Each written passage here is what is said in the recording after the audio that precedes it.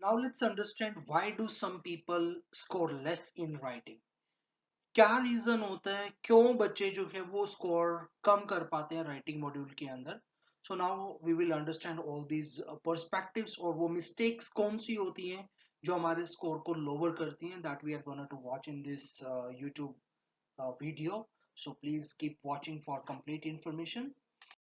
So the very first thing, the very first mistake the student commit, वो करते क्या है, without proper thinking and preparation they start writing impulsively. बिना कुछ proper सोचे और बिना किसी प्रेपरेशन के स्टूडेंट एग्जाम में इम्पल्सिवली लिखना स्टार्ट कर देता है. उसका रीजन क्या होता है? Because candidate think that I am having only 60 minute time to complete both my task and I should write it as soon as I can finish my writing. But ऐसा नहीं होता dear. 60 minute is more than sufficient time. बहुत enough time आपके पास होता है 60 minute का. तो उस टाइम में सबसे पहले आपको क्या करना चाहिए? आप अपने राइटिंग के बारे में प्रॉपर उसको एक लॉजिकल तरीके से सोचें.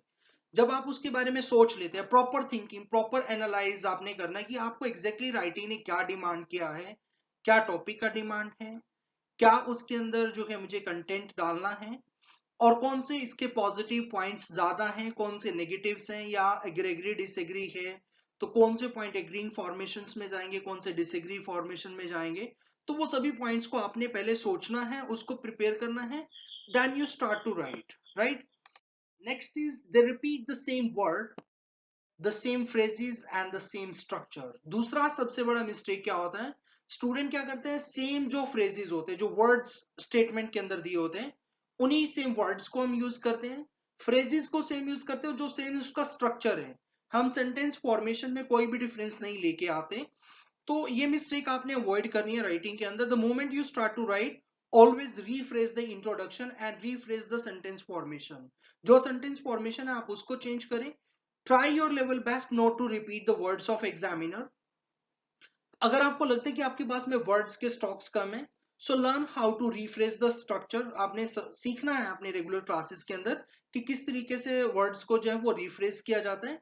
And the next and most important thing, आप जब उसको रिप्लेसमेंट करते हो, वर्ड्स को रिफ्रेश करते हो, तो रिफ्रेश करते टाइम में आपने सबसे ज्यादा इंपॉर्टेंट ध्यान रखना है चॉइस ऑफ वर्ड्स का. क्योंकि कई बार स्टूडेंट को लगता है कि कोई वर्ड उसने चूज कर लिया, हो सकता है वो उस वर्ड का जो है एक परफेक्ट सिनोनियम ना हो. और दूसरा, इंश्योर करना है कि मुझे उसका प्रॉपर स्पेलिंग्स, प्रॉपर यूज आपको उसका पता होना चाहिए. Only then you can count it as your positive feedback. Otherwise आप सिंपली उस वर्ड को क्या करें, रिप्लेस कर ले रेफरेंट के अंदर. रेफरेंसेस क्या होते हैं? For let's take an example, global warming, right? So global warming has been increasing. So now what you can write, it is estimated that global warming has been increasing. So environmental pollution has been increasing, right? So next फिर आपने global warming के बारे में लिखना है, तो फिर आप क्या करेंगे? It has increased dramatically. So it जो word है वो किसको reflect कर रहा है? वो रेफरेंट है किसका? ग्लोबल वार्मिंग का. तो आपने रेफरेंट डालने सीखने हैं. रेफरेंट जैसे कि this, that, those, these, right. It होता है जैसे कि दिस है, दैट है, दोज है, दीज है. सो ये रेफरेंट है. मैं अपनी नेक्स्ट वीडियो ही क्रिएट करूंगा तो उसमें मैं रेफरेंसेस को शेयर करूंगा कि कैसे रेफरेंस को आप यूज कर सकते हैं. Let's look at the next mistake. The next mistake is what the student commit actually. Many are not meticulous with spelling. Spellings के बारे में इनश्योरिटी, इनसिक्योरिटी जब आपको होती है कि स्पेलिंग्स मेरा करेक्ट हो सकता है या रॉन्ग हो सकता है, अगर आप if you are meticulous about it, so do not use it because they assume that they know. So when a candidate writes their, there or for their, right, their, candidates, like if it is an example like it's आपने लिखना है तो आपने difference understand करना है. It's में और it's में अपोस्ट्रोफी एस है और एक इट्स अगर दिया है तो दोनों में क्या मेजर डिफरेंस है? देयर में और देयर में क्या डिफरेंस है? So like how this examiner can give a good score to you. तो उस सिचुएशन में क्या होता है जब स्टूडेंट को इतना लॉजिकल तरीके से अंडरस्टैंड नहीं कर पाता कि इट्स का यूज कहाँ पे है, देयर और देयर में क्या डिफरेंसेस है, तो हम एक्सपेक्ट नहीं कर सकते कि एग्जामिनर हमें गुड स्कोर मार्क करेगा. तो ये बेसिक से कुछ मिस्टेक्स हैं जो आपने ध्यान में रख के चलनी है to score more better in the writing. So next is a lot of test takers use the same words of their question, right, of the questions in their introduction instead of rephrasing the question. दूसरा जो mistake student करते हैं वो क्या करते हैं कि बहुत सारे टेस्ट टेकर्स की मैं बात करूंगा, एवरेजली अगर 100 स्टूडेंट्स की बात करूं तो उसमें से 60% एक ऐसा रेशियो जाता है स्टूडेंट का।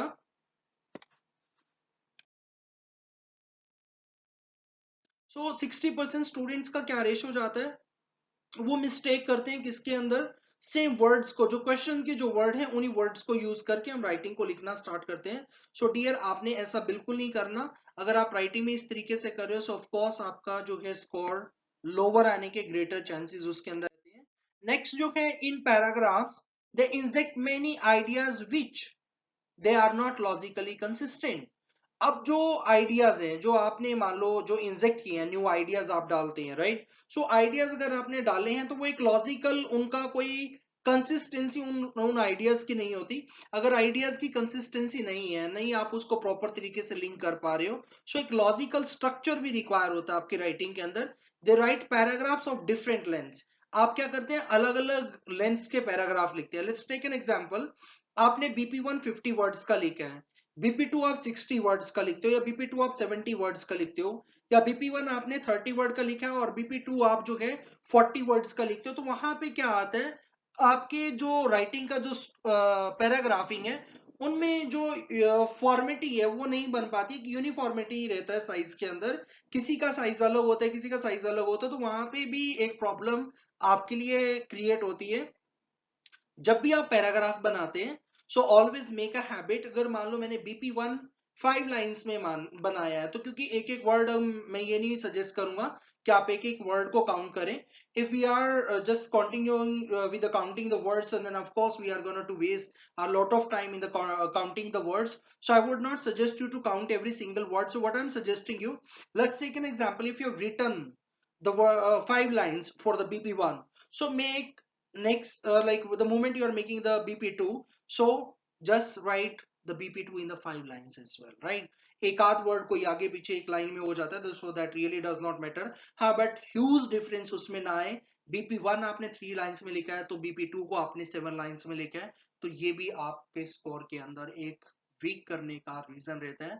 It's better to have a uniformity in the size, right. आपने एक यूनिफॉर्मिटी को, उसको एक यूनियन जो है प्रॉपर तरीके से यूनिफॉर्म उसको करना है, प्रॉपर तरीके से स्ट्रक्चर में उसको यूज करना है। Since many of them do not think logically, बहुत बच्चे क्या एक लॉजिकल तरीके से टॉपिक को नहीं सोच पाते, और अगर लॉजिकल तरीके से वो सोचते हैं तो वो उसको उस तरीके से लिख नहीं पाते। रीजन क्या होता है, क्योंकि उनकी उतनी प्रॉपर प्लानिंग टॉपिक को लेके नहीं होता, उतना वो प्रॉपर उन्होंने सोचा नहीं होता। कैंडिडेट एक बार टॉपिक पढ़ता है, स्टेटमेंट एक बार पढ़ी, उसको लिखना स्टार्ट कर देता है। This is the biggest mistake. What I suggest to the students, actually उनको जो टॉपिक है वो कम से कम जो एटलीस्ट 5 to 6 टाइम्स, 5 से 6 बार वो कम से कम टॉपिक को पढ़े। अब it will hardly take 2 to 3 minutes, 2 या 3 मिनट आपको लगते हैं, क्योंकि 3 4 बार 5 बार पढ़ने से आपको टॉपिक, जितनी बार आप स्टेटमेंट को रिपीट करते हो उतनी बार आपके पास में उसको लेके नए आइडियाज आते हैं, नए उसके नए जो कंटेंट है, नए उसके लॉजिकल थिंकिंग है, वो उतनी ज्यादा स्ट्रोंग होती है। बहुत बार ऐसा भी होता है कि यार ये पॉइंट मैंने यहाँ पे नहीं, यहाँ पे लिखना है, यहाँ पे नहीं, यहाँ पे लिख देता हूँ, या ये पॉइंट मेरा गलत हो सकता है subject to the topic. So their introductions and conclusions different. So next जो पॉइंट है इसका, वो that I am discussing, student क्या करता है, वो इंट्रोडक्शन कुछ लिखता है और कंक्लूजन कुछ लिखता है, तो ये भी एक बिगेस्ट हर्डल है आपके स्कोरिंग करने में। 7 का स्कोर लगा लीजिए, 6 का स्कोर लगा लीजिए, काफी चैलेंजिंग रहता है बहुत सारे स्टूडेंट को कि वो एटलीस्ट 6 का भी स्कोर कर पाए। बहुत अटेम्प्ट स्टूडेंट्स ले चुके होते हैं, आई हैव एक्सपीरियंस दो स्टूडेंट्स इन माय लाइफ। तो उनका एक प्रॉब्लम यही होता है, क्योंकि आइल्स के अंदर सबसे मोस्ट इंपॉर्टेंट जो थिंग है that is to follow instructions. आपको इंस्ट्रक्शंस फॉलो आपने करने, if you are not following the instructions then of course do not expect that you can score well. अब होता क्या है, इंट्रोडक्शंस के लिए बहुत सारे जो है मेमोराइज सेंटेंसेस स्टूडेंट्स के पास होते हैं, या स्टॉक फ्रेजेस आप इंट्रोडक्शंस के लिए यूज करते हैं। No doubt rote learning is the way of learning a language. रट्टा लगाना किसी भी लैंग्वेज को सीखने का एक बेहद आसान सा तरीका होता है, बट उसका मतलब ये नहीं होता कि आप उस सेंटेंस को जो आपने सीखा है उसको आप कहीं पे भी लगा दोगे। और बहुत सारे ट्रेनर्स हैं, would not like to mention someone specially, जो पॉइंट्स ये डेमोन्स्ट्रेट करते हैं कि केवल 7 सेंटेंस बदल देंगे आपके राइटिंग के स्कोर को। 7 lines, 7 lines, for 7 band score. Dear, ऐसा कोई भी 7 लाइंस आज तक हिस्ट्री में क्रिएटेड नहीं है जो आपको 7 का स्कोर दे। और अगर ऐसी कोई लाइंस बनी है तो आप वो 7 लाइंस ही लिख दें, if you trust on those lines. तो देखते हैं कि 7 बैंड स्कोर मिलता है या नहीं मिलता, क्योंकि एक लॉजिकल अंडरस्टैंडिंग एग्जामिनर आपसे देखता है, क्वांटिटी नहीं देखता वो आपकी राइटिंग की, उसको क्वालिटी चाहिए होती है कि आपने कितना क्वालिटी राइटिंग में लिखा। आपने मान लो वर्ड्स लिख दिए 350 300 वर्ड्स लिखे हैं और उसमें कोई लॉजिकल नहीं है, कोई लॉजिक तरीके से आपने उसको लॉजिकली उसको जो है फॉर्मेट नहीं किया है, इंट्रोडक्शन का और कंक्लूजन का आपका कोई रिलेशनशिप नहीं है, so then of course you will be penalised, right. So हमेशा आपने कोशिश करनी है कि इंट्रोडक्शन का और कंक्लूजन वो दोनों ही बैलेंस्ड होने चाहिए, उनके पॉइंट्स अलग नहीं होने चाहिए। कंक्लूजन के अंदर हम अपने ओपिनियन को रीस्टेट करते हैं, यहाँ पे अपने जो व्यूज हमने स्टेटमेंट के अंदर रिटर्न होते हैं उन्हीं व्यूज को रीस्टेट करके, सॉरी रीफ्रेज करके आप दोबारा से उनको लिखते हो। So conclusion and introduction must be at the same level. There should not be no differences in that at all. Their conclusion are often not convincing and sometimes even irrelevant or contradictory. कई बार क्या होता है कि जो conclusion होता है वो इतना convincing नहीं होता, जो आपने टॉपिक लिखा है टॉपिक के हिसाब से वो इतना कन्विंसिंग नहीं बन पाता कि वो एग्जामिनर को कन्विंस कर ले कि यस कैंडिडेट ने एक लॉजिकल तरीके से टॉपिक को लिखा था और कन्विंस उसने मुझे करा है जो भी आप पॉइंट्स को लिख रहे हो। और समटाइम्स जो है इररिलेवेंट कंक्लूजन होता है। Let's take an example. अब बात कर रहे हो, let's talk about nuclear power. Nuclear power के बारे में बात करते करते जब आप एंड में उसका कंक्लूजन बनाते हो तो वहां पे आप कहीं टेक्नोलॉजी को ऐड कर देते हो या इन्वायरमेंट को ऐड कर देते हो, क्योंकि न्यूक्लियर पावर का इन्वायरमेंट के ऊपर काफी ज्यादा जैसे उसका असर रहता है, क्योंकि लीकेज वगैरह अगर उसका हो जाए तो then it can create hazard things for the society. So वहां पे क्या होता है कि अगर आप इस तरीके से मेंशन करते हो कि टॉपिक था न्यूक्लियर पावर पे, लेके जा रहे हो उसको इन्वायरमेंट पे और बीच में कहीं पे भी आपने स्टेट नहीं किया इन्वायरमेंट के बारे में, तो वो एक इरेलीवेंसी वहां पे आ जाती है और कॉन्ट्रोडिक्टरी, कई बार कॉन्ट्रोडिक्शंस हम क्रिएट कर देते हैं जब हम अपना कंक्लूजन लिखते हैं। तो ऐसा हमने नहीं करना। जो भी हम कंक्लूजन कर रहे हैं उसको एक कन्विंसिंग तरीके से करें, रिलेवेंट फॉर्मेशन में करें और कॉन्ट्रोडिक्शंस को आपने अवॉइड करना है कि उसमें किसी भी प्रकार का कोई कॉन्ट्रोडिक्शन।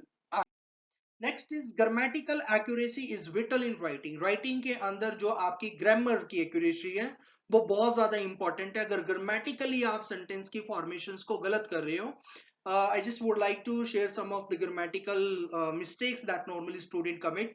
सबसे जो पहला मिस्टेक जो हम करते हैं राइटिंग के अंदर, दैट इज अगर मान लीजिए आप राइटिंग कर रहे हो तो राइटिंग करते टाइम में आपने क्या करना है, let's take an example. People word है, पीपल के बाद में आर हम यूज करते हैं, right. So are is required even because that's a plural. सो अगर वहां पे हम सिंगुलर फॉर्म इज का यूज कर देते हैं या कैंडिडेट जहां पे हैज आना होता है वहां पे हैव लगाता है या हैव आना होता है तो हैज लगाता है, राइट। तो ये ग्रामेटिकल मिस्टेक्स आप लोग करते हैं और जब आप उसको एक बार लिख लेते हैं, अगर आप दोबारा से उसका प्रूफ रीडिंग करेंगे तो आप अंडरस्टैंड कर पाओगे कि हाँ वाकई में मैं ये मिस्टेक अपनी राइटिंग के अंदर हम नॉर्मली करते हैं। क्योंकि दो तरीके की मिस्टेक्स होती हैं, माइनर और द मेजर मिस्टेक्स। अगर कैंडिडेट सेंटेंस फॉर्मेशन ही नहीं सही कर पाता, उसको पता नहीं है एस और एस कहाँ पे लगना है, हैज हैव को कहाँ पे यूज करना है, विल शेल का कहाँ पे यूज करना है, कहाँ पे डिड आना है, कहाँ पे कैन आएगा, कहाँ पे कुड आएगा, कहाँ पे मे का, माइट, मस्ट, जितनी भी एलेक्सिलरी वर्ब्स हैं, आपकी हेल्पिंग वर्ब्स हैं, या मॉडल्स का अगर हम बात करें कि मॉडल्स को आपने किस तरीके से यूज करना है, जब तक हमें इन चीजों के बेसिक्स जो होते हैं राइटिंग के उनके बारे में नहीं पता तो जाहिर सी बात है एग्जामिनर स्कोर हमें कभी नहीं देने वाला। और बहुत कैंडिडेट ऐसे होते हैं कि थोड़ा सा वो राइटिंग जैसे उनका इंप्रूवमेंट स्कोर होना शुरू हो जाता है क्लास के अंदर, वो एग्जाम्स के लिए रेडी हो जाते हैं कि एग्जाम्स फिल कर दें। Kindly do not do this, because आप अपना हार्ड अर्न मनी उस पर वेस्ट करते हैं और वो वेस्टेज ही होता है। एट लास्ट आपको भी पता होता है कि आपका स्कोर क्या रहने वाला होता है। They bit put little efforts in reducing mistakes, right. तो जो ग्रामेटिकल एक्यूरेसी है वो एक विटल है, but they put little efforts in reducing mistakes. करने में काफी कम स्टूडेंट्स के एफर्ट्स होते हैं, तो आपने ज्यादा से ज्यादा एफर्ट्स क्या लगाने हैं कि राइटिंग में आप अपना मिस्टेक्स को कमिट ना करें। Next is in the conclusion introduce new ideas which is not acceptable. बहुत सारे स्टूडेंट क्या करते हैं जब वो कंक्लूजन लिखते हैं, कंक्लूजन अब सबसे पहले तो वो क्या सोचते हैं, यार इसकी इंट्रोडक्शन में कौन सी लाइंस में यहाँ पे लगाऊं, कौन से सर ने मैम ने मुझे लाइंस बताए थे जो मेरे स्कोर बूस्ट अप कर सकते हैं, कौन सी मैंने नेट पे 7 लाइंस पढ़ी थी जो 7 बैंड मुझे दिला सकते हैं, तो वो मैं लाइंस यहाँ पे लिखना स्टार्ट कर देता हूँ।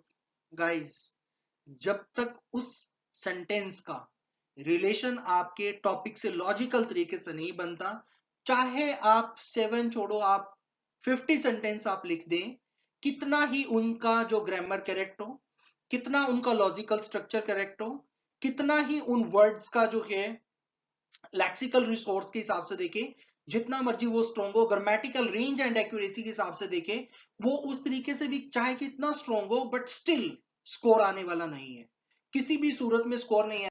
उसका एक सिंपल सा रीजन होता है कि अगर आपने ऐसा मिस्टेक कर दिया, नया आइडिया आपने पुट ऑन किया, तो कोई चांस नहीं है कि आप उसमें स्कोर कर पाओ। The next is an essay speaks eloquently whether the test takers has conviction on the topic or not।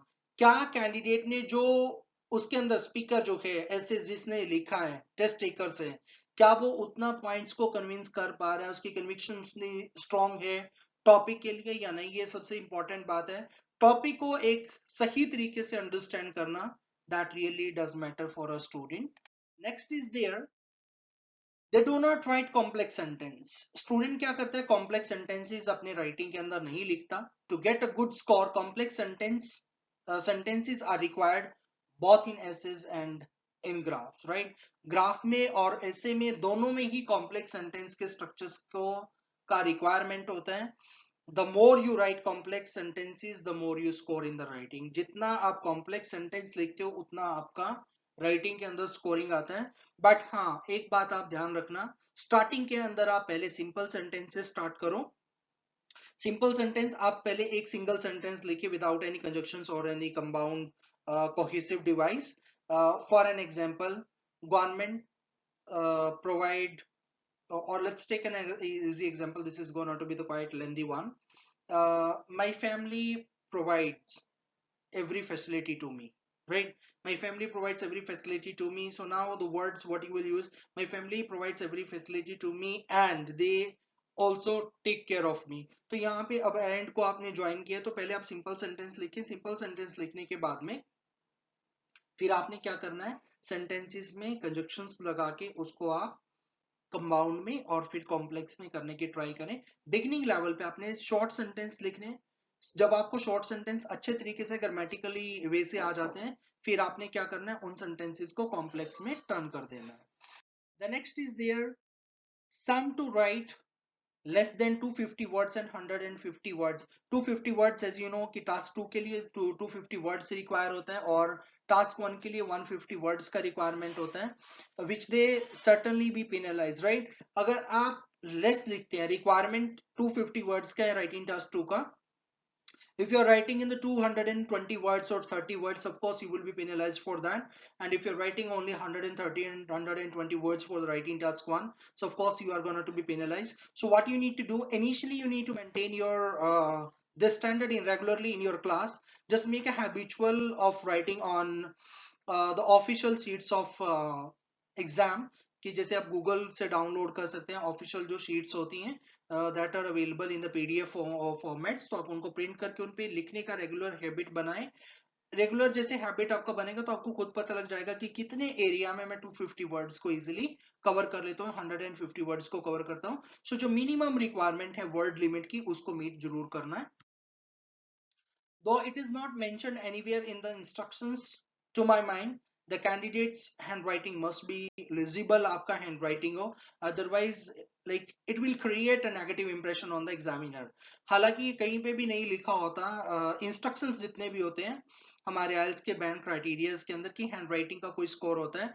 Dear, अगर हैंडराइटिंग मान लो आपने कुछ भी वर्ड लिखा है, अगर हैंडराइटिंग उतना लिजिबल नहीं है, पर उतना इजी नहीं है पढ़ने के लिए एग्जामिनर को, तो कहीं ना कहीं उसके लिए जो है एक नेगेटिव हमारे स्पीकिंग के अंदर पॉइंट रहता है, सॉरी राइटिंग के अंदर एक नेगेटिव पॉइंट रहता है कि अंडरस्टैंड एग्जामिनर को जितने एफर्ट्स उसको अंडरस्टैंड करने के लिए लगते हैं, तो फिर वो उस हिसाब से आपकी मार्किंग क्राइटेरिया करता है। तो आपने क्या करना है, एक लॉजिकल तरीके से पहले अच्छे वे से अपने टॉपिक को ऑर्गेनाइज करके फिर रेगुलरली उसमें कैसे इंट्रोडक्शन लिखना है, कैसे उसका समरी लिखना है, वो बैलेंस करके फिर मुझे समरीज के अंदर नए पॉइंट्स ऐड नहीं करने, ये बातें ध्यान में रखने के साथ साथ में आपने क्या करना है, रेगुलरली हैंड प्रैक्टिस करना है।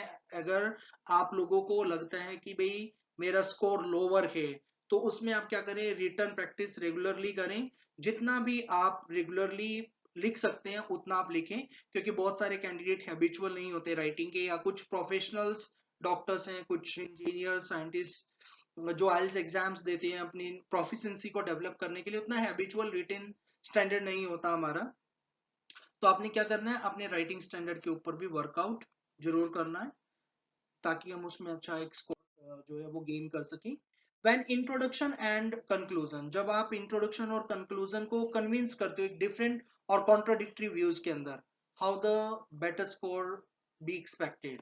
So when the introduction and conclusion convince different, अगर दोनों ही का मीनिंग जो है, इंट्रोडक्शन का और जो कंक्लूजन है, दोनों का मीनिंग जो है वो अलग अलग कन्वे आप कर रहे हो, अलग अलग मीनिंग दोनों का कन्वे है, कॉन्ट्राडिक्टरी व्यूज हैं दोनों के अंदर, तो आप एक्सपेक्ट नहीं कर पाएंगे कि आपका स्कोर बेटर है। आपने क्या करना है, जब आप राइटिंग कर रहे होते तो आपने इतना स्टैंडर्ड को मेंटेन करके चलना है कि जो इंट्रोडक्शन और कंक्लूजन है उन दोनों का जो मीनिंग है वो एक सही तरीके से कन्वे हो, और दूसरा जो कॉन्ट्राडिक्टरी व्यूज को जो है वो आपने अवॉइड करके चलना है। That is there which I just would like to suggest you from my side. So like may I suggest to write at least आप कम से कम 50 essays आप लिखें।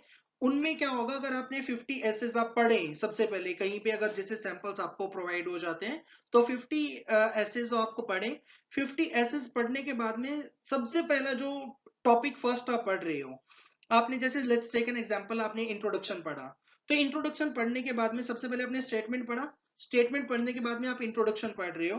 तो जब जिस मूवमेंट पे आप इंट्रोडक्शन पढ़ रहे हो, तो वहां पे अंडरस्टैंड करना है कि इंट्रोडक्शन को किस तरीके से रिफ्रेज किया गया है, इसने कौन से फॉर्मेशन से इंट्रोडक्शन को रिफ्रेज किया है, इंट्रोडक्शन का सेंटेंस क्या था, टेंस फॉर्मेशन क्या था, और किस टेंस फॉर्मेशन में जो है इंट्रोडक्शन को, जो इंट्रोडक्शन है उसको रिप्लेस किया, स्टेटमेंट को कैसे रिप्लेसमेंट किया गया है, वर्ड चॉइस किस तरीके से है, टॉपिक का ऑर्गेनाइज किस तरीके से किया गया है। अगर आप ये चीजें अंडरस्टैंड कर पाओगे, आई गारंटी आप एक इंप्रेसिव ऐसे जरूर लिख सकते हो, क्योंकि आपने उस हिसाब से ट्राई करना है और आपने वन बाय वन वर्कआउट करना है। फिर आप जैसे 4-5 टॉपिक के पहले आप सैंपल पढ़ें, राइट, सैंपल पढ़ने टाइम में सबसे पहले अपने स्टेटमेंट पढ़ना है, फिर उसका जो है इंट्रोडक्शन, जस्ट ओनली इंट्रोडक्शन, सबसे पहले स्टेटमेंट फिर इंट्रोडक्शन, स्टेटमेंट पढ़ लिया फिर आप उसका इंट्रोडक्शन पढ़े। फिर आपने अंडरस्टैंड करना है कि इंट्रोडक्शन में कौन से वर्ड्स को रिफ्रेज किया गया है, किस तरीके से फॉर्म किया गया है। फिर आप अपने पास में कुछ स्टेटमेंट रखें अनसोल्ड जो होंगी, फिर उनकी आप इंट्रोडक्शंस लिखने की कोशिश करें। फिर अपना कंपेयर करके देखना कि मेरा जो राइटिंग स्टैंडर्ड है वो इस राइटिंग स्टैंडर्ड से कितना डिफरेंस है, कि दोनों में डिफरेंसेस क्या है। ऑफ कोर्स डियर, स्टार्टिंग के अंदर काफी सारे जो कि डिफरेंसेस उसके अंदर आने वाले हैं, बट डू नॉट वरी, आप स्टार्टिंग धीरे धीरे करेंगे तो of course you are gonna to win in this, right, slow and study wins the race, so it's a popular saying. तो ऑर्गेनाइज एक अच्छे एसे को लिखने के लिए उसका प्रॉपर तरीके से ऑर्गेनाइजेशन होना वो बहुत इंपॉर्टेंट है, अंडरस्टैंडिंग टॉपिक को लेके होना बहुत इंपॉर्टेंट है, एंड मोस्ट इंपॉर्टेंटली टॉपिक का एक सीक्वेंसिंग और एक लॉजिकल तरीके से स्टार्टिंग करना और उसका लॉजिकल तरीके से एंड करना वो सबसे इंपॉर्टेंट होता है, राइट। सो क्योंकि एक रीचेबल सा गोल होता है हमारा रेटिंग के अंदर, उसको हम बड़े इजी एफर्ट से स्कोर को गेन कर सकते हैं अगर आप एक सही तरीके से सही इंस्ट्रक्शंस को फॉलो करके चलते हो। If you think you can, अगर आप सोचते हो कि हाँ मैं 7 बैंड राइटिंग के अंदर स्कोर कर सकता हूँ, of course you can, because whatever you are looking anywhere that you already possess, और कोई भी कैंडिडेट ऐसा नहीं होता जो 7 का स्कोर नहीं ले पाता या 8 का स्कोर नहीं ले पाता। बहुत सारे ऐसे स्टूडेंट होते हैं वैसे ही एज्यूम कर लेते हैं यार 7 स्कोर मेरा नहीं आने वाला। सो अगर हमने एज्यूम ही कर लिया कि नहीं आने वाला, तो of course there is nothing which can brought you to that level, कि कुछ भी ऐसा नहीं है जो वहां तक आप उस लेवल को आपको लेके जा सके। तो आपने सिंपली करना क्या है, पहले डिटरमाइन करें, आप अपना टारगेट सेट करें कि मुझे 7 का स्कोर चाहिए। तो अगर 7 का स्कोर चाहिए तो आपने, अगर like if you have determined like that I be needing the 7 score, so आपने अपना टारगेट करना है कि yes I need 7 band score, किसी भी हालत में जो है मुझे 7 बैंड चाहिए। If you are looking for the 7 band, of course you can attain your level. अगर आपने लेवल को अटेन करना है तो उतना आपने उसका जो है प्रैक्टिस भी उतने बेटर तरीके से उसको करना है। So then the next is there like a 7 essay in IELTS writing, right? बहुत इजी है गाइस आपके लिए 7 का स्कोर करना। सिर्फ उसके सब स्किल्स जैसे वोकेबलरी हो गए या पंक्चुएशंस है, और जो इसके अंदर इंपॉर्टेंट है जैसे सब स्किल्स कौन कौन सा भाई, वोकेबलरी पे आपने ध्यान रखना है कि वोकेबलरी को अच्छे से आप करें। पंक्चुएशन मार्क्स 100 में से गाइस 80 स्टूडेंट्स पंक्चुएशन मार्क्स का यूज नहीं करते, तो ये स्कोर लोअर करने में काफी ज्यादा इसका प्रॉब्लम स्टूडेंट्स का रहता है कि वो अगर नहीं उनके पास में एक्यूरेसीज है तो वो उसको सही तरीके से कर पाए। ग्रामेटिकल एक्यूरेसी आपने अपनी करेक्ट करनी है कि ग्रामर्स की मिस्टेक आप उसके अंदर